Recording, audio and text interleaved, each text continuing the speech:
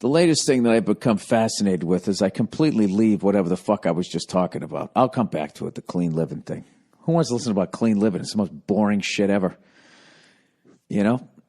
Anyways, I've become fascinated with how super rich people avoid paying taxes. It's fucking fascinating.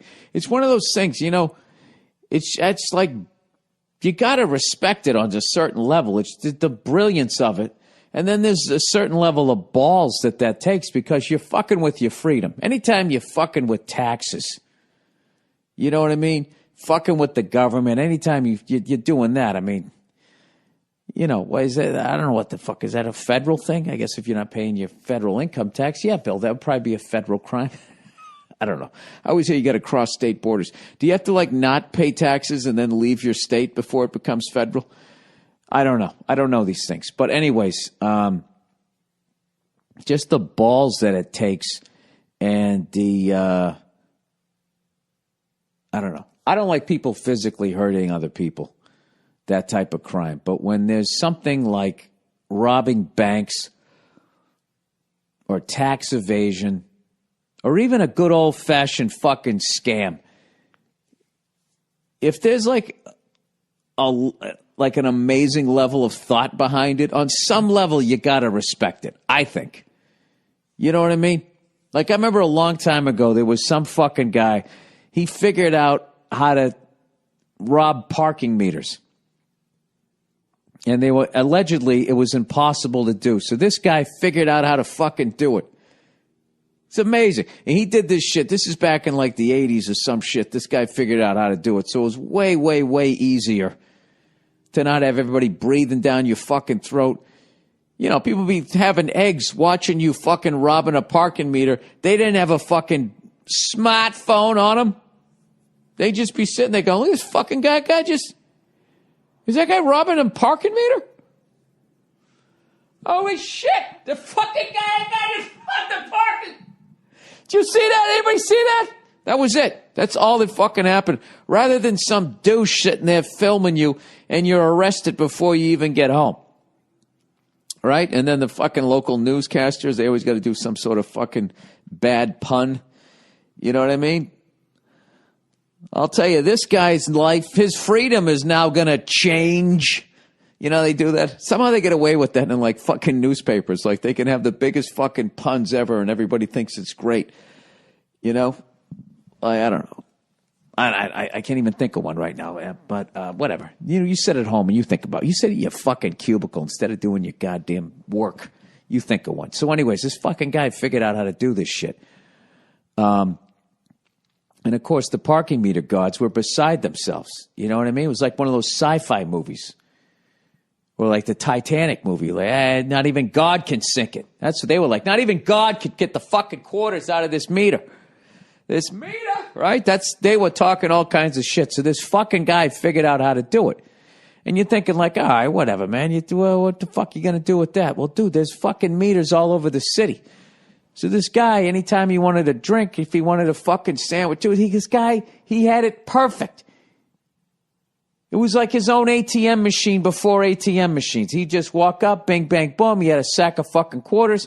You go down to the bank. You go, hey, can I get one of some of them rolly fucking things there? Right? Yeah, sure. They don't give a shit. Nobody gave a fuck back then. Nobody was paying attention. They were trying to pay attention, but not to that type of shit. So this guy would roll the fucking quarters. You know? Rolls enough quarters. Next thing you know, he gets himself out. How the fuck would you get all those quarters down to a car dealership? I have no fucking idea. Although I talked to some drug dealers about how they fucking, or a guy who knew drug dealers. Let's be honest here, Bill. Let's not act like that news guy saying that you were in the war and then you were in a chopper or some shit next to the chopper and you didn't really fucking see it. Okay, you took a fucking helicopter tour one time. You weren't even in Iraq. Whatever the fuck he said. I don't pay attention to shit. So anyways, I was talking to this guy and basically how back in the day when drug dealers were still driving around in flashy cars, because from what I heard nowadays, they don't even want to attract that level of attention. How it used to be was any cash deal that was over 10 grand had to be fucking reported. So what these drug dealers would do was they would go out and they'd buy a car worth $9,000 for cash, and then they drive it around for like a fucking week, and then they trade it in for a car worth $16,000. Maybe get $7,000 for theirs, and then they throw another fucking $9,000 at the other car. Now they got a $16,000 car. You drive around for a little bit, you fucking trade it in on a $23,000 car. They give you whatever, and so on and so forth. Till you trade your way all the way up to whatever fucking car you wanted. I just look at that shit. It's like, I mean, that's not the deepest thing, but that's the way my brain would work. I'd be like, well, I guess I got to drive a piece of shit then. What's the point of dealing drugs? Right? Or I'd just say, fuck it. I'm buying a Ferrari and I'm going to drive it until they catch me fucking 3 weeks later. By the way, the Ferrari I like is the Ferrari California. That's the old man one. The fucking GT, the Grand Touring one, right? I don't need to ride around in some Batmobile. Just give me one that's shaped like a fucking Jaguar from back in the day, you know? Or maybe a Toyota Supra. Remember those fucking things from the 80s? I remember this guy loaned me his while he used my truck to move. And I ran and I beat the shit out of his car and he beat the fuck out of my truck. And we both got our cars back and he's smelling rubber. And I'm seeing all kinds of scratches all over my truck. And we just, it's kind of a fair deal, right? And then we both got arrested for drinking and driving months later. But that's a completely different story. I know. I'm all over the map. I'm doing this late night. And I don't want to be doing it right now. But I got shit to do in the morning. So anyways, this fucking guy, you know, if he had half a fucking brain, what you do is you keep your day job. Right? You keep your fucking day job, and then, you know, for anything miscellaneous, you just go to the parking meters. Right? And what you do is you start storing up on the quarters. Then every once in a while, right, you start washing the money with your fucking cat. I know what you do. You fucking, you go into stores and stuff. Who gives a fuck, right? You just use it to get yourself a better TV. But what does this dope do? He gets fucking greedy. I don't even remember how the fucking story goes. All I know is he just started hitting every fucking goddamn parking meter around. And next thing you know, he's sitting on like a fucking $2 million in quarters, and he ended up getting busted. But there was a part of it, I liked the guy. You know? So anyways, this gets me to the super rich on how, you know, all of that shit about the Panama Papers and all that type of stuff. I was talking to another friend of mine who's a fucking lawyer. And I was like, how does that work? Like, how do you get your money out of the country? And then once it's out of the country, how do you make sure nobody steals it? Like what happened to Johnny Depp's character in Blow. And then once you have it out of the country, how do you get it back in without just getting taxed all over again or busted? And he said, basically, this is it. He broke the whole fucking thing down, all right? Or as far as I know, he broke an aspect of it down. I know all you guys are sitting there right now going, oh, Jesus, he's going to try to explain. I am. I'm going to try to explain some shit that was just explained to me, and I don't really know what the fuck I'm talking about. So let's get rid of one myth right out of the gate. I remember a long time ago, a friend of mine had a fucking landscaping business, and he already had a truck, and he went out and he bought this giant fucking, you know, one of those things with the dual wheels on the back and this fucking giant bed. Look like you put cattle in it, right? And I was like, holy fuck, man, how much does that thing cost? And, you know, it's like the 80s. It cost like $25,000, which was a lot of fucking money back then, right? For a truck, you know? It's like $10,000 more than you pay. I think $25,000-$30,000 or some shit, right? I was like, holy shit, man, you can afford that? And he was like, yeah, it's a write-off. That's what a lot of dopes say. And it is a write-off. But what they think is that they can write $30,000 off of their taxes. What you can't. What you can do is you can write off. It's a write-off as far as that $30,000 that you just spent on that truck is untaxable. All right? It's sitting in whatever. You made that money. You made $30,000. If it's just sitting there and you don't put it back into play as far as reinvesting into your business, the government will tax you at the end of the year, you know, on that $30,000. And let's say you're in like a fucking, 20% tax bracket, that you'd have to give the government fucking $6,000. Right? That's it.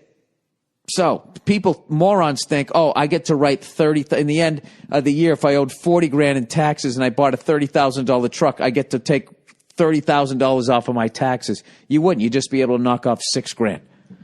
Right? You're not even knocking it off.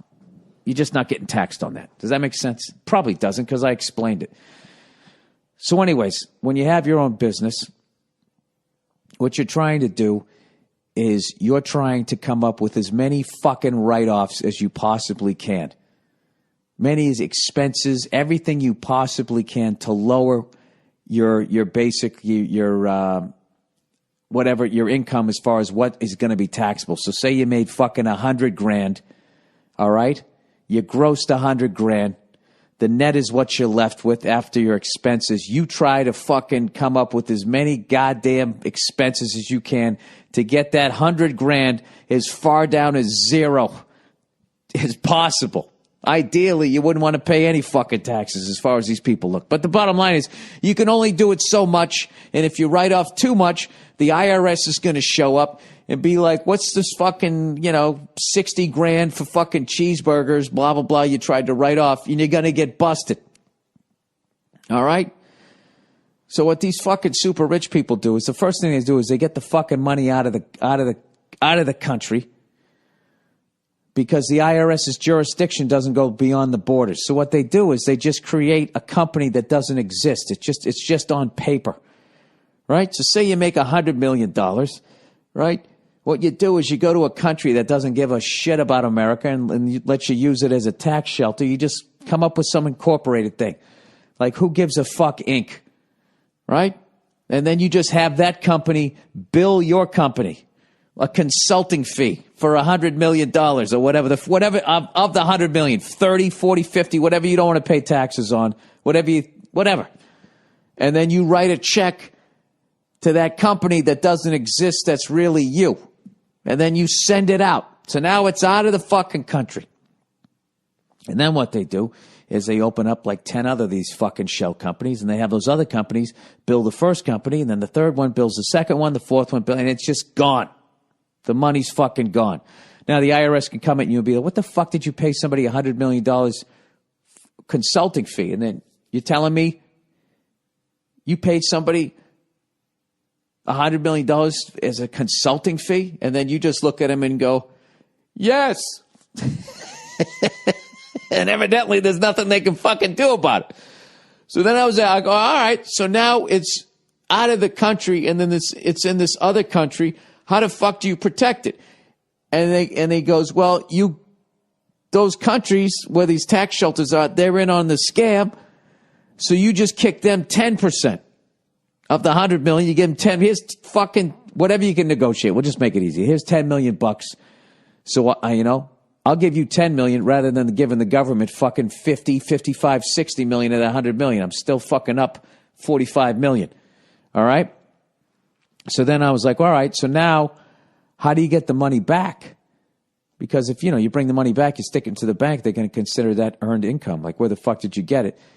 And this guy was like, they bring it back into the country in the form of a loan. Loans aren't taxable, right? Like if you get a fucking loan because you're already paying interest on it and everything, they don't tax you. So they just bring it back in the form of a loan, whatever the fuck you want to do. I want to buy a $10 million house. You have this shell company that's 10 times removed from the one that you paid from the consulting fee, right? And they can't follow the paper trail because it's in a different country, right? You just bring it back into the country in the form of a loan. And then you go buy a fucking house. And I guess, I don't know, you pretend to make payments or the loan is forgiven by this shell company that's still you. I know I just glossed over that, and if anybody has more information on it, I find it absolutely fascinating. There's other ones, they just pretend that that's their main business, that shell company, so they just act like it's doing I don't know. That's as far as I can remember what he told me, and I found that shit absolutely fucking fascinating because at the end of the fucking day, as far as what they're doing, I know they're fucking over you and me because, the school systems go down the shitter because they don't have enough money. There's a lot of potholes. There's all kinds of stuff. You can't take care of homeless people. You can't build another gleaming structure for a fucking sports team, whatever the fuck it is.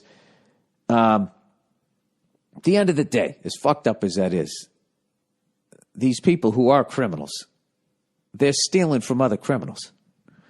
As far as my conspiracy theory goes, the IRS is just a bunch of fucking crooks anyway. So, it's kind of fascinating watching these two giant, powerful entities fuck with each other. Meanwhile, I'm in the crosshairs, you're in the crosshairs, and we're all paying Elvis taxes. And there goes Hillary Clinton screaming in some Baptist church. Is she talking about that shit? Of course she isn't. Because when you bring the fucking money back in, you just don't bring it in and go out and buy yourself your fucking Ferrari California. What you do is, I mean, you do that, but what you also do is you walk around with nice wad of cash and you go, oh, hey, chief of police. Oh, look at that birdie over there. And as he looks over, you stuff a fucking wad of cash in his pocket, you know? And then, oh, is it an election year? Yeah, let me I'll take $2 million on Trump. Give me 2.5 on Hillary, and fuck it. Give me $500,000 on Bernie Sanders. What do you mean he's not taking any money from guys like me? Oh, is that right? Well, whatever. He won't get in. And if he does, I'll give $3 million to, silence him. That's what the fuck they do. And that's how they I don't know. I'm convinced of that. I'm convinced as far as like stand-up comedy goes. You know why they're always giving us shit? Is because if stand-up comedians just organized, okay, and we donated to the campaigns of people running to the Democratic and then the Republican parties, right? And then we bought a little ad time on CNN and on Fox News and all these major networks. If we did that, you'd never see another comedian getting in trouble for doing a fucking Caitlyn Jenner joke. Anyways, if anybody has any more information on that, or they can talk about it. I don't like if it's really dry. I just like I'm fascinated with people that do shit like that and then they go to bed knowing what the fuck they're doing. And they got to be thinking at some point, like, the wolf's got to be coming to the door at some point. Hang on one second. I got to answer this. All right, so I'm back. Of course, I completely forget what the fuck where I ended off. But what I really learned when I was, listening to this lawyer telling me all this shit. I know. I was saying the balls that takes to go to bed at night, knowing at any point, like, all of a sudden the fucking feds are going to kick in your fucking door. But I think that these guys are like the smarter ones.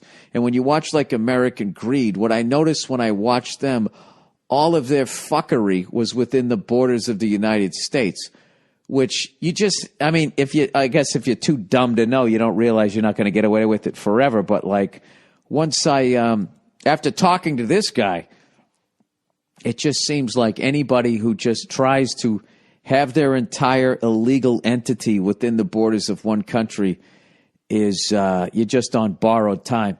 So I think when you watch American Greed, what you're really seeing is the hacks of, you always see these fucking idiots. They buy a house, they get all these fucking cars, and they have some strippers come over. Oh, my fucking laptop. Oh, that was a laptop hitting hardwood floors. Come on, baby. Come on, come around. You're all right. Hang in there. Help is on the way. Fuck. Oh, you fucking motherfucker. Steve Jobs is laughing somewhere right now. He's laughing at me because I got to give him money, and he also knows there's going to be another little kid's got to put it together. All right, it's saved. It's saved. So anyways, let's read a little bit of fucking ad shit here before my screen goes dark. Hang on a second. I find that shit, I find all that stuff fucking amazing. It's really, really interesting. If you just remove yourself from it, the humanity of it or whatever, and all the people that it's affecting and kids not getting better school books and shit, if you just look at the fucking game that's going on, it's really fucking interesting.